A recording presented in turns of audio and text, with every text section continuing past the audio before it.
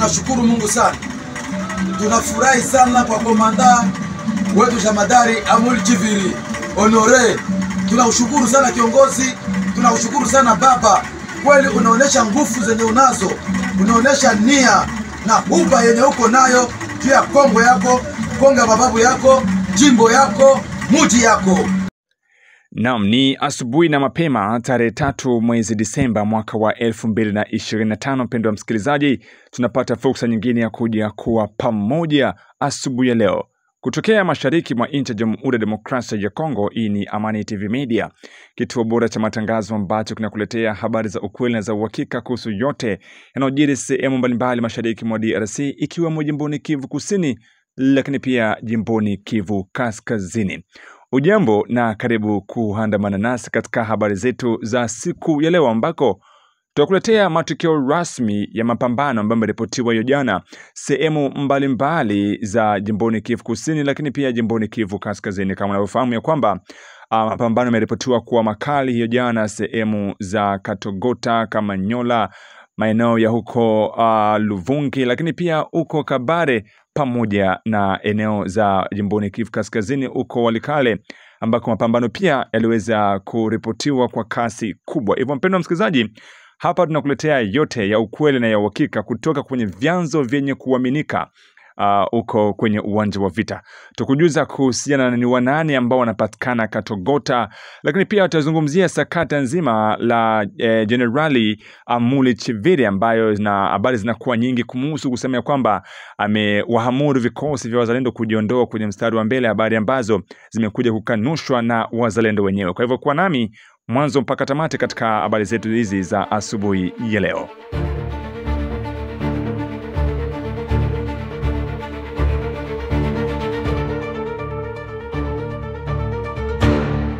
Naam, bila shaka natumai ya kwamba utakuwa salama usalimini popote ambako lipo kwa muda na saa kama hizi, na kusitu kusubscribe channel hii, kucomment, lakini pia kushare habari zetu kwa walio wengi ili na waendelee kuzipata kama kawaida. Hii ni Amani TV Media, matangazo yetu tunayapata moja kwa moja kupitia mtandao wa YouTube, ukiandika Amani TV hapo utakuwa unajiunga nasi, lakini pia kwa Shabunda tunasa vema kupitia radio Mutula FM. Na sasa kama unavyofahamu mpendwa msikilizaji, mapambano yameripotiwa sehemu mbalimbali mashariki mwa nchi ya Jamhuri ya Demokrasia ya Kongo, ikiwemo jimboni Kivu Kusini, lakini pia jimboni Kivu Kaskazini. Na hivyo tunakuletea matokeo rasmi na kile ambacho kinaendelea kwenye uwanja wa mapambano leo tarehe 3 Disemba. Hali ya usalama inaendelea kuwa tete na ngumu zaidi uko kwenye uwanja wa vita, ambako tarehe 2 Disemba mwaka wa 2025 kumeripotiwa makabiliano makali kati ya vikosi vya wahasi wa AFC M23 dhidi ya majeshi ya wazalendo wakiwa nyuma ya jeshi la taifa FARDC, wakisaidiwa na vikosi vya majeshi kutoka Burundi.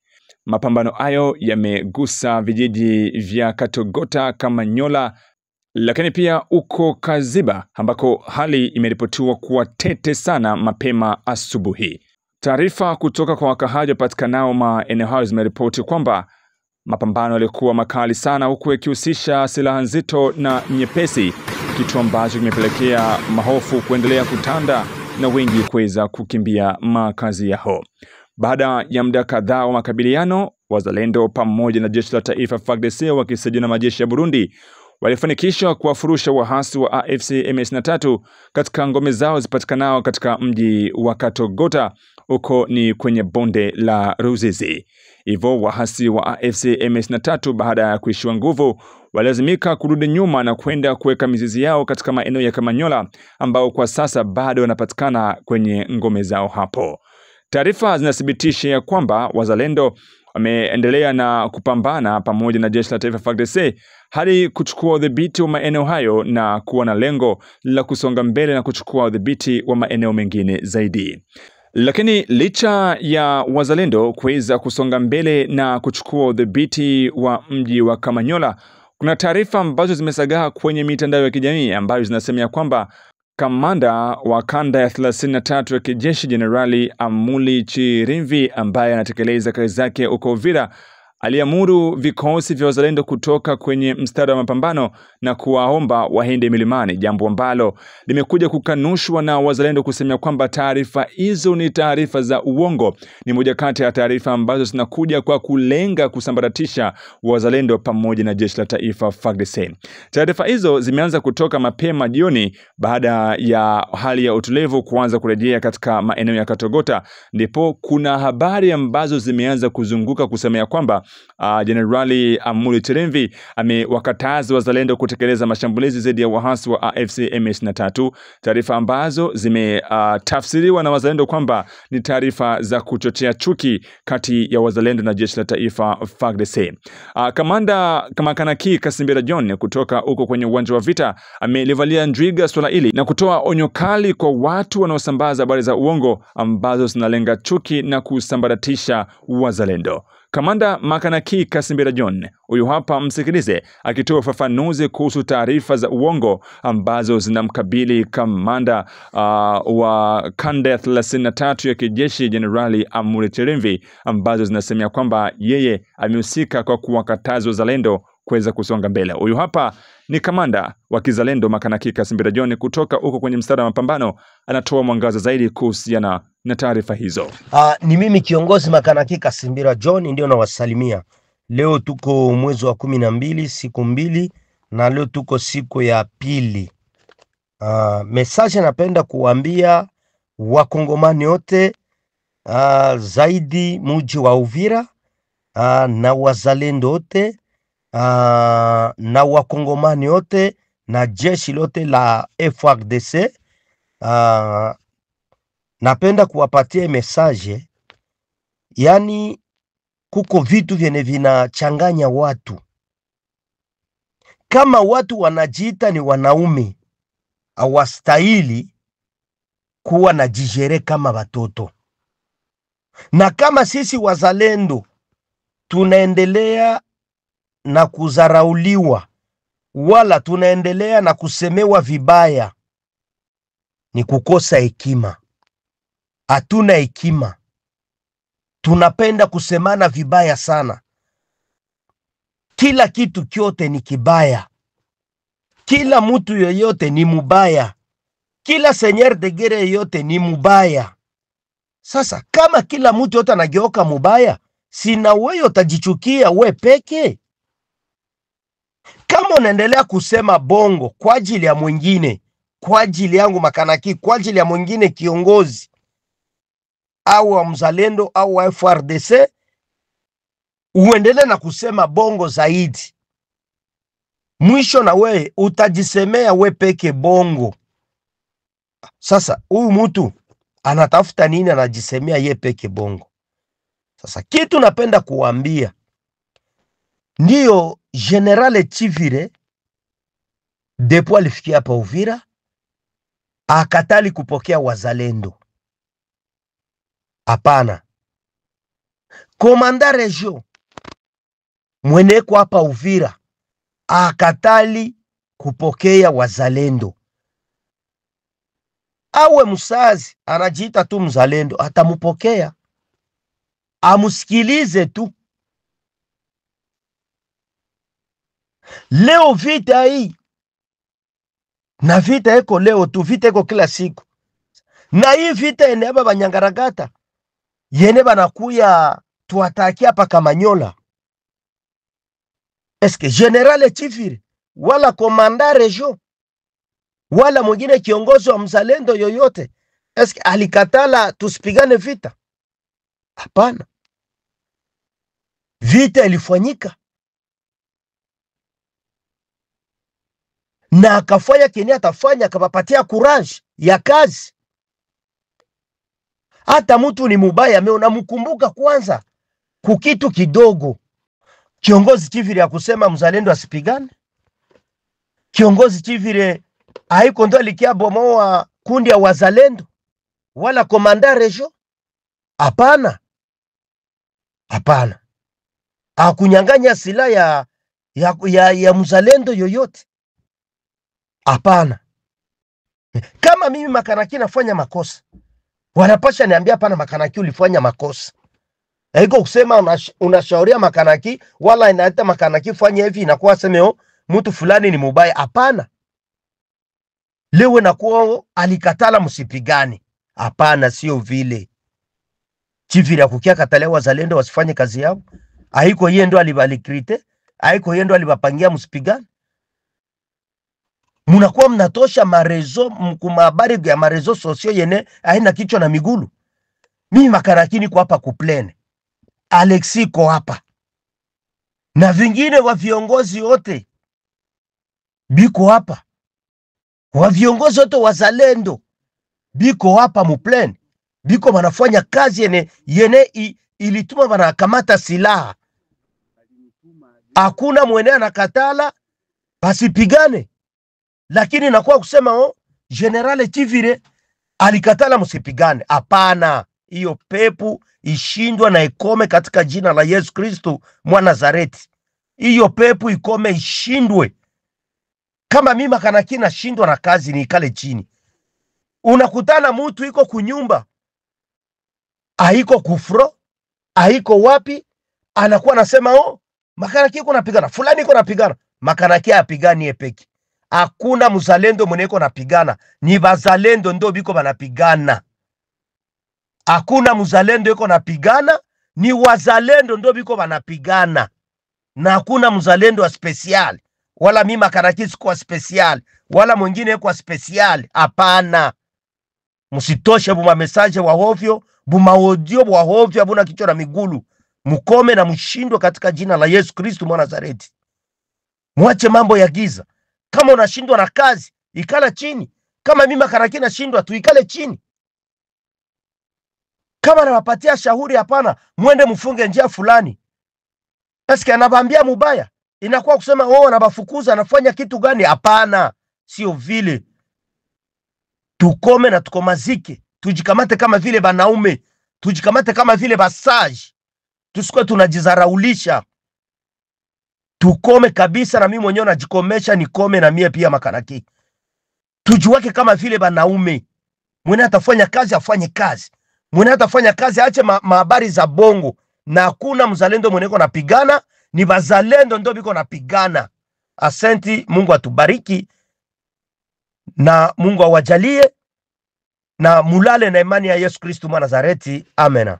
Lakini bali na kamanda huyo makanaki Kasimbira John, kamanda mwingine wa kizalendo ambaye hakuweza kutaja jina lake amesema ya kwamba waliohusika na kusambaza habari hizo ni majeshi aidha ni wafuasi wa M23 ambao wanalenga kusambaratisha kati vikosi vya FARDC na makundi ya wazalendo. Amesema ya kwamba adhabu kali itatolewa kwa yeyote ambaye anachukua hatua ya kuwa anasambaza habari za uongo za kuenda kusambaratisha vikosi vya jeshi la taifa FARDC pamoja na wazalendo. Huyu hapa, msikilize. Tunatoa tangazo kwa kila mkongomani mahali popote akiwa. Munaona message ama montage ambazo waswangiza wa Nyarwanda wanakuwa mkumonte ajili ya General Chivire pamoja na wazalendo. Mkongomani makini, uwe makini, uwe hange na message za hivi. Na wakati unaona message za hivi ziko monte na Wanyarwanda, hapana kuzipibilie. Wanyarwanda wana hasira kwa sababu muliona gisi Masunzu alikuwa shatuuzisha. Muliona Masunzu aliuzisha Uvira, Bukavu. Muliona Masunzu gisi bali mukamata na kumfunga. Muliona gisi mkongomani asili alisimama kwa kufukuza gasita katika teritwari yetu ya Uvira. Wanyarwanda wameshikwa sasa na haya kuona Chivire mkongomani wa baba na mama gisa alikuja kujiunga pamoja na mzalendo kwa kutetea budongo yetu ya Kongo. Wandugu zangu, tunawataarifa ya kwamba Munyarwanda iko na strateji za mingi sana za kutaka Chivire bamgonganishe pamoja na mzalendo, lakini tuko imara na tunaendelea kusimama imara. Munyarwanda hataweza. Mwe hange na hao Wanyarwanda wanyenzi wa huko Rwanda. Muliona gisi watoto yetu waliwapiga kabisa hizo nyenzi. Sasa wanayo visirani kubwa na kutaka kugonganisha vichwa Munyarwanda ili aone kama Chivire atapigana na mzalendo, ili baone kama mzalendo atasirika kivire asirikie Chivire, ili baone kama Chivire atasirika aanze kutukanana na mzalendo, lakini habataweza kwa sababu ni strategy zao ambazo waisha kuchukua. Hiyo ni message ambayo tunatoa ajili ya hii montage ya Banyarwanda bako wanaenda wanapigilia ma reseaux sociaux. Aksanti, Chivire iko pale kwetu Uvira, tunampenda shie benye naye, tukitaka tupigane, we Munyarwanda unaingilia wapi? Habikuhusu, lakini tuisha kuwasoma. Mutaisoma namba ya mzalendo, mutaisoma namba Chivire, mtamjua. Muliua Mamadou Ndala, lakini Chivire ameamuka, huyo ndo amekuwa kuchukua jina ya Mamadou Ndala. Asante. Wazalendo waendelea kusema ya kwamba bado wana mahusiano mazuri kati yao na vikosi vya jeshi la taifa FARDC, tofauti na kile ambacho watu wameanza kuunda habari kwa ajili ya kuweza kuwasambaratisha. Hivyo mpendwa msikilizaji, hiyo ni hali halisi ya kile ambacho kinaendelea huko kwenye uwanja wa vita jimboni Kivu Kusini, kwenye bonde la Ruzizi, ambako Wazalendo bado nashikilia maeneo ya Katogota, huku wahasi wa AFC M23 bado wakiwa uko kwenye maeneo ya Kamanyola, ambako wanaweka ngome yao kubwa baada ya kuweza kufurushwa maeneo ya Katogota. Wazalendo waliweza kujikusanya kwa wingi na mpaka sasa waendelea kujisogeza kwenye uwanja wa mapambano ili kujaribu kurudisha adui nyuma maeneo yote ambayo walikuwa akiyadhibiti. Mapambano haya ambayo yamezuka kwa kasi kubwa yamekuja tu baada ya jeshi la wahasi M23 kuweza kuripotiwa kuingia kwa wingi maeneo mbalimbali ya mstari wa mapambano kutoka maeneo ya Bukavu, lakini pia majeshi wengine kutoka nchi ya Rwanda kuja kuongezea nguvu wahasi wa AFC M23. Lakini katika taarifa hizo zimeripotia kwamba wahasi ndio waliweza kuanzisha mashambulizi hayo, ndipo wazalendo wakaja kuyazima pamoja na jeshi la taifa FARDC baada ya kuona kwamba wahasi wametekeleza mashambulizi dhidi ya ngome zao. Na kupitia shambulizi hilo lililotekelezwa na wahasi wa AFC M23 dhidi ya ngome za wazalendo pamoja na jeshi la taifa FARDC, msemaji wa jeshi la taifa FARDC Meja Jemedari Sylvain Ekenge ameshutumu wahasi wa AFC M23 kutekeleza mashambulizi hayo, huku hali ya kutafuta usalama ikiendelea kutafutwa huko Washington hivi karibuni. Meja Jemedari Sylvain Ekenge, huyu hapa, msikilize. En ce moment crucial où la communauté internationale, à travers les États-Unis d'Amérique et le Qatar, s'active pour le retour de la paix au Nord Kivu et au Sud Kivu, les forces armées de la République démocratique du Congo dénoncent pour la énième fois la violation de la cessation des hostilités par la coalition AFC M23 soutenue par le Rwanda. En effet, depuis le matin de ce mardi 2 décembre 2025, l'armée rwandaise et ses supplétifs de l'AFC M23 mènent une série d'attaques contre les positions des FARDC à Kaziba, Katogota et Lubarika au Sud Kivu. Ces attaques démontrent suffisamment la détermination de cette coalition et sa volonté manifeste de saboter les accords de paix de Washington et de Doha et de mettre intentionnellement en mal les efforts en cours pour la restauration de la paix dans l'est de la République démocratique du Congo. Les forces armées de la République démocratique du Congo appellent la population au calme. Toutes les dispositions nécessaires sont mises en œuvre pour barrer la route aux velléités bellicistes de cette coalition du mal. Mapambano hayo yamezuka kwa kasi kubwa, huku juhudi za kutafuta usalama na amani zikiendelea kusubiriwa kwa hamu huko Washington, kati ya rais wa nchi ya Jamhuri ya Demokrasia ya Kongo na mwenzie wa Rwanda Paul Kagame, ambao wanatarajiwa kwenda kuweka saini ya mikataba ya amani kati ya nchi hizo mbili na kutafuta ufumbuzi wa matatizo ambayo yanaendelea kukabili raia wa Kongo. Moja kati Lakini hatua hii ambayo inasubiriwa ya kuweka saini kati ya nchi ya Rwanda na ya DRC huko Washington inapokelewa kishingo upande na wachambuzi wengi wa masuala ya kisiasa mashariki mwa DRC. Wanasemea kwamba hakuna haja ya kuweza kutafuta amani Washington, ili hali ya kwamba bado waasi wa AFC M23 waendelea kushambulia ngome za jeshi la taifa FARDC. Hivyo mpendwa msikilizaji, hiyo ni hali halisi ya kile ambacho kinaendelea huko kwenye uwanja wa vita, lakini hali halisi ambayo inaendelea mashariki mwa nchi ya Jamhuri ya Demokrasia ya Kongo.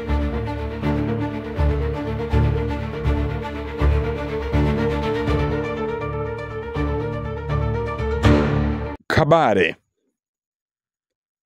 Baada ya makabiliano makali yaliyoripotiwa tarehe 2 Disemba mwaka wa 2025 kati ya waasi wa AFC M23 na vikosi vya wazalendo huko tarafani Kabare, ripoti za awali zimeelezea kwamba wazalendo wamefanikisha kuondoa waasi wa AFC M23 katika maeneo kadhaa huko wilayani Kabare, huku yakiripotia kwamba moja kati ya eneo ambako limekombolewa na wazalendo ni Kabare Center. Taarifa hizi zinathibitishwa naye msemaji wa wazalendo tarafani Kabare, Mheshimiwa Abubakar. Huyu hapa, msikilize. Ni mimi msemaji wa wazalendo wilayani Kabare, Abubakari Zindula Nshombo.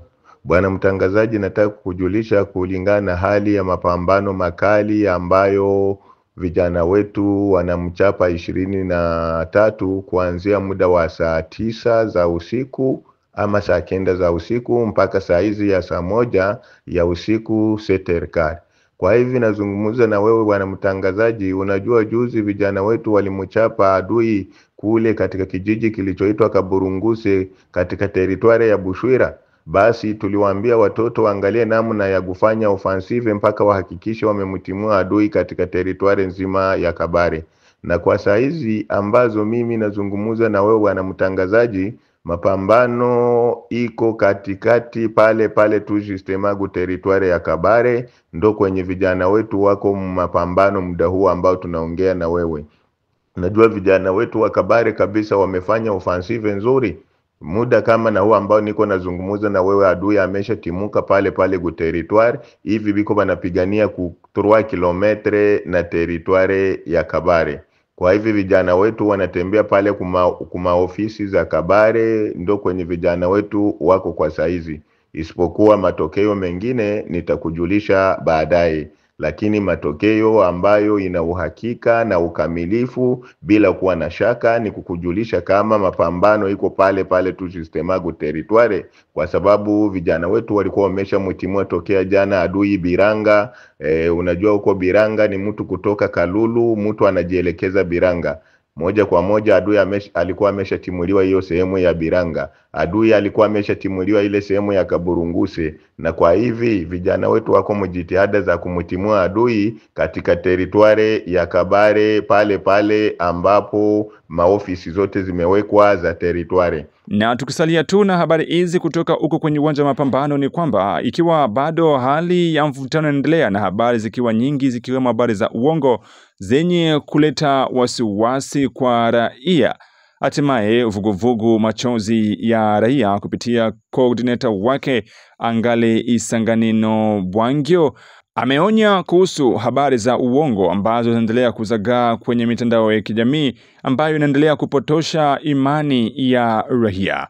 Coordinator huyo anaomba vyombo husika na usalama kufuatilia wale wanaosambaza habari za uongo ambazo zinakuja kwa ajili ya kuweza kuleta chuki na kuwatia raia katika hali tete ya kwanza kuwalazimisha kukimbia, ili hali ya kwamba bado mapambano yapo chini ya ulinzi.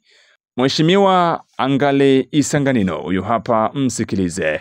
Tuambie raia waache kusambaza habari ya uongo kwenye mitandao ili wasije wakagopesha raia yetu. Hapana, ni vema utoa habari yenye kuwa kamilifu, kwa sababu sisi vuguvugu Machozi ya Raia hatupendi raia wa kusambaza habari ya uongo kwenye mtandao. Mambo ya kiserikali tuachie serikali. Kwanza sisi tunashukuru jeshi letu kwa kazi ambapo wanaoyafanya. Jeshi donc ni kazi ya kabambi ya kutuokoa sisi na kutulinda sisi raia. Tunaweza kamata sasa vile jinsi tuna hona vita ya hapa Katogota. Kwa leo Katogota kiko libere, ishakuwa mikono ya wazalendo wetu. Hatupendi tena wa raia kusambaza habari za uongo, waseme M23 inataingia hivi. Hapana, wachie serikali kazi yao.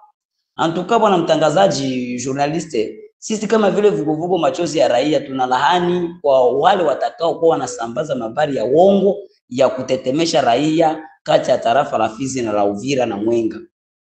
Tunapenda raia ishikamani na kuwaombea serikali yetu, wazalendo wetu wazidi kusonga, wazidi kufanya kazi jinsi wanafanya kazi yao. Ndugu mtangazaji, kwa wale wanaokuwa wanasambaza habari za uongo, tunaomba serikali huo na azibu wale watu wanaokuwa wanasambaza habari za uongo. Vrema kazi ambapo serikali yetu inafanya ni kazi ya mkubwa sana, ni kazi yenye banapashwa bapewe sifa zao za kabambi sana. Ndugu mtangazaji, sisi kama vile vuguvugu machozi ya raia tunakemea kwa wale wa raia au kwa wale watu wanaotoa habari zisiokuwa sanifu, zisiokuwa zenye kukamilika kwenye masikio ya watu. Antuka ndio tunapenda tuambie population wajikerebeshe, waachie serikali kazi yao, waachie serikali kazi yao.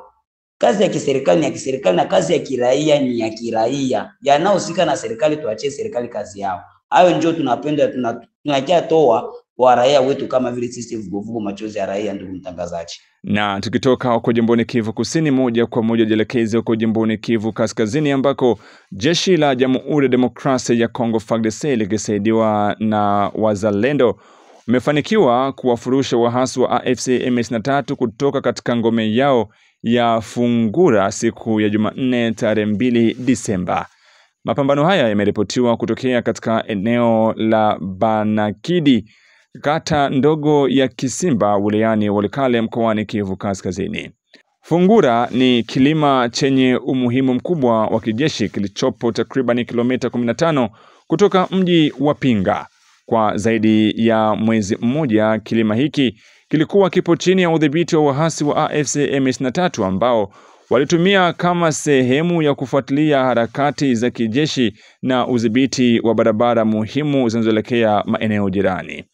Mashambulizi ya vikosi vya serikali yalianza mapema asubuhi ambapo FARDC kwa kushirikiana na wapiganaji wazalendo walivamia kwa nguvu ngome ya wahasi wa AFC M23. Baada ya mapigano makali, wahasi walilazimika kuyahama maeneo hayo na kukimbilia Ukompeti, kijiji kilichopo takriban kilomita 3 kutoka maeneo ya Fungura. Hadi sasa idadi kamili ya majeruhi au vifo kutoka pande hizo mbili hajajulikana, na jeshi alijatoa taarifa rasmi kuhusu hasara zozote zilizotokana na makabiliano hayo. Hata hivyo, mamlaka za kijeshi zinathibitisha kuwa eneo la Fungura kwa sasa lipo chini ya udhibiti kamili wa FARDC pamoja na wazalendo. Hayo ni matokeo ya mapambano yaliyoripotiwa hiyo jana tarehe 2 Disemba mwaka wa 2025 huko jimboni Kivu Kaskazini, tarafani Walikale. Na tukisalia tu huko jimboni Kivu Kaskazini ni kwamba wakati wahasi wa AFC M23 na wapiganaji wazalendo wakiendelea kukabiliana vikali eneo la Kinyumba, taarifa zingine zinathibitisha kwamba jeshi la Jamhuri ya Demokrasia ya Kongo FARDC limefanya shambulio la anga dhidi ya ngome ya wahasi iliyoko maeneo ya Bususu karibu na kanisa la Neo Apostolike pembezoni mwa mji wa Nyabiondo katika wilayani Masisi mkoani Kivu Kaskazini. Shambulio hilo lilitekelezwa mchana wa Jumanne tarehe 2 Disemba. Kwa mujibu wa vyanzo mbalimbali kutoka mjini Nyabiondo, ndege ya kijeshi ya FARDC ilirusha mabomu eneo hilo linalodaiwa kuwa kitovu cha shughuli za wahasi wa AFC M23.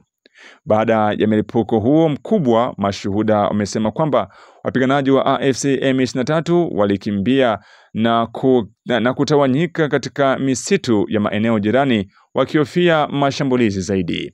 Vyanzo vingine vya ndani vinaripoti kuwa ngome yote ya Bususu imeharibiwa vibaya na sehemu kubwa ya miundombinu ya wahasi imeteketea kwa moto uliosababishwa na kishindo cha bomu. Hakuna taarifa rasmi kuhusu idadi ya majeruhi aidha vifo, lakini hali ya tahadhari inaendelea kutanda ndani na nje ya mji huo wa Nyabiondo, huku wakaaji wengi wakiwa katika hali ya hofu